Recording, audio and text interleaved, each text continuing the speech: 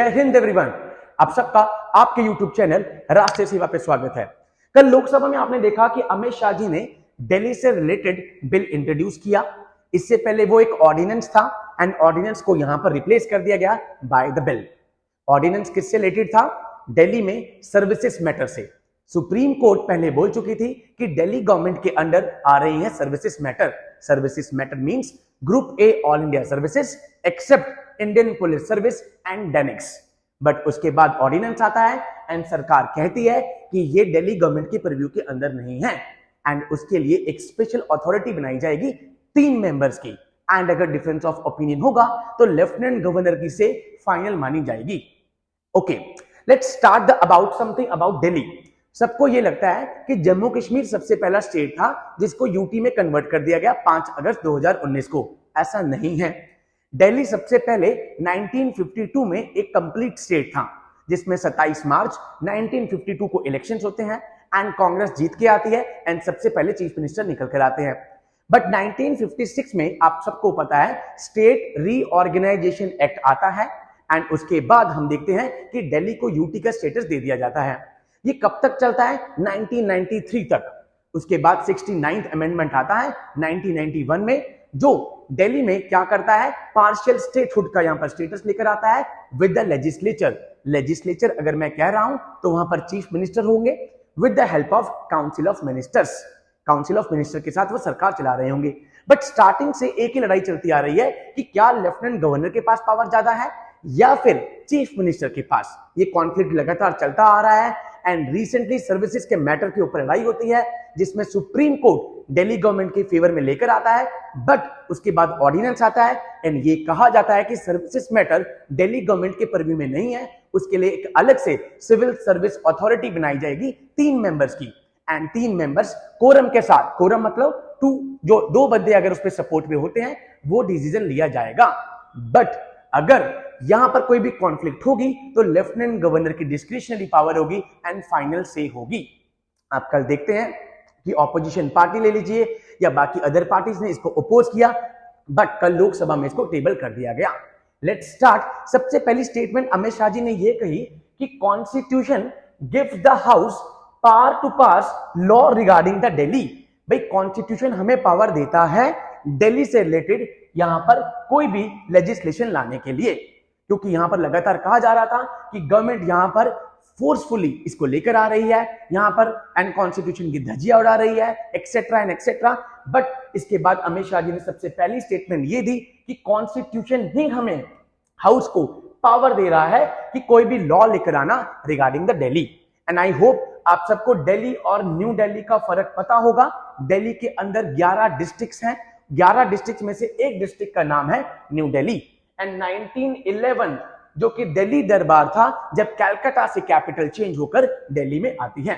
Let's start. सबसे पहले तो constitution has given the house the power to pass any law regarding the state of Delhi.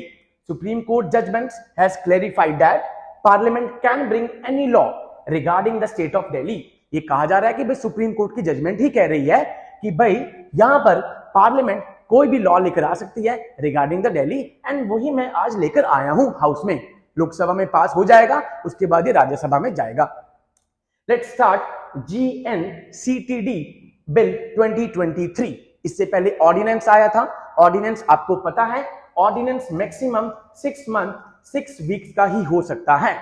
6 months क्यों? Because 2 sessions के बीच में maximum gap 6 months हो सकता है एंड विद इन 6 वीक्स वो पास हो जाना चाहिए, अदरवाइज वो नलिफाइड हो जाएगा। इसलिए कल अमित शाह जी ने इस ऑर्डिनेंस को रिप्लेस कर दिया बाय द बिल। अब जैसे ही बिल पास होगा राष्ट्रपति जी के पास जाएगा, राष्ट्रपति जी ने इसको साइन कर दिया, इट बिकम्स एन एक्ट।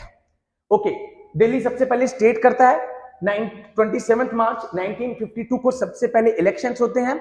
1956 में स्टेट रीऑर्गेनाइजेशन एक्ट आता है, दिल्ली को यूटी का स्टेटस दे दिया जाता है 1 नवंबर 1956 में। ये कहानी 1993 तक चलती है। 69th अमेंडमेंट 1991 से उसके बाद स्पेशल स्टेटस दे दिया जाता है। ये PRS गवर्नमेंट की साइट है, वहां से पूरी की पूरी क्रोनोलॉजी दे रखी है, ये बहुत जरूरी है आपके लिए। 56 में यूटी का स्टेटस, 52 में स्टेट था, जम्मू कश्मीर नहीं है पहला जो स्टेट से यूटी में आया है, Delhi was the first one. 1991 69th amendment आता है, आर्टिकल 239 कैपिटल ए ऐड किया जाता है यूटी के साथ लेजिस्लेचर। यूटी के साथ पार्शियल स्टेटहुड का मतलब है कि वो स्टेट लिस्ट के ऊपर और कंकरेंट लिस्ट के ऊपर लॉ बना सकते हैं, बट 3 मैटर्स उनसे अलग रखे गए हैं स्टेट लिस्ट में, public order, police and land. इन तीनों चीजों के ऊपर state government, Delhi government law नहीं बना सकती, पब्लिक ऑर्डर, पुलिस और land.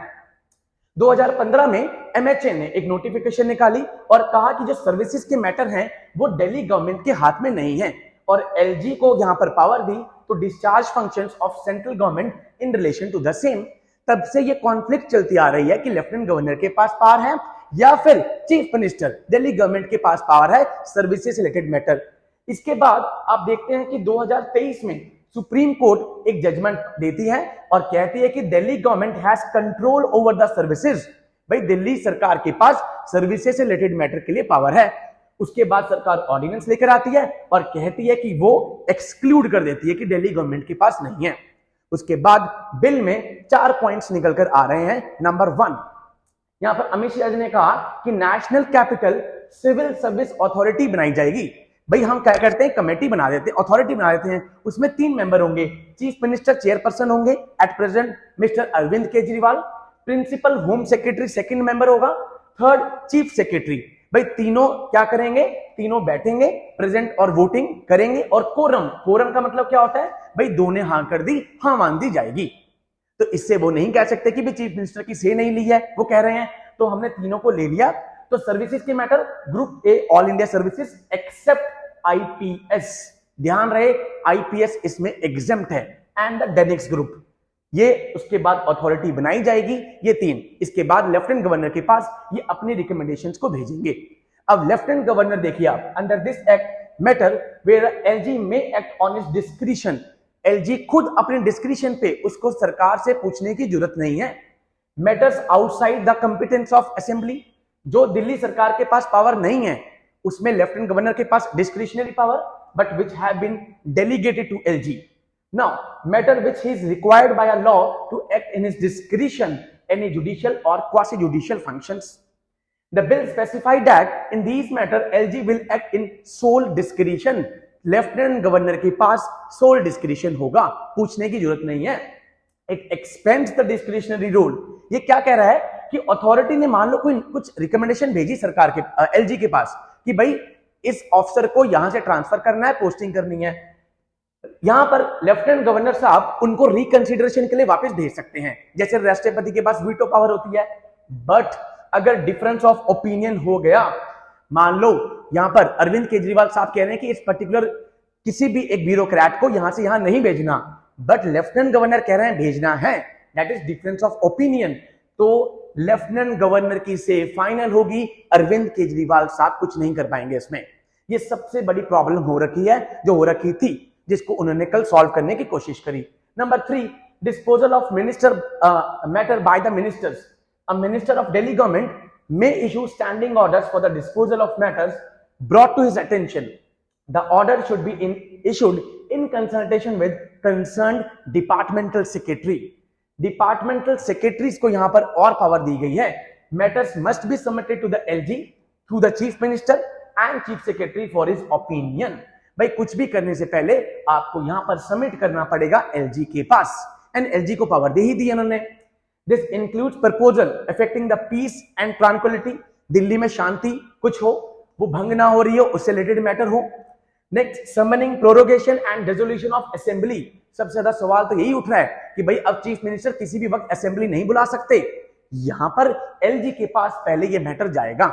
This is the third one. Fourth, duties of secretary, जितने भी कंसर्न डिपार्टमेंटल सेक्रेटरी हैं वो मैटर को लेकर आएंगे एलजी के नोटिस में, चीफ मिनिस्टर के और चीफ सेक्रेटरी के। This includes which brings the Delhi in controversy with the central government. भाई ये कह रहा है कि कोई भी मैटर जो दिल्ली का है वो अगर सुप्रीम कोर्ट को, हाई कोर्ट को या सेंट्रल और स्टेट गवर्नमेंट के कंट्रोवर्सी में आ रहा है, कॉन्फ्लिक्ट में आ रहा है, तो डिपार्टमेंटल सेक्रेटरी क्या करेगा, एलजी के पास मैटर को लेकर आएगा एंड उसके बाद एलजी डिसाइड करेंगे। तो यहां पर सवाल उठ रहा है कि भाई what is the definition of controversy. ये तो कंट्रोवर्सी रोज ही क्रिएट होती है, तो कंट्रोवर्सी की डेफिनेशन क्या होगी, नॉट डिफाइंड। तो ये 4 पॉइंट निकल कर आए मोटे मोटे, एंड ये कहा कि सर्विसेज का मैटर दिल्ली गवर्नमेंट के प्रीव्यू से बाहर है। एंड आपको ये पॉइंट जरूर याद रखना है कि जम्मू कश्मीर पहला स्टेट नहीं था जिसको बाद में यूटी बनाया, दिल्ली वाज द फर्स्ट जिसको स्टेट से यूटी बनाया था।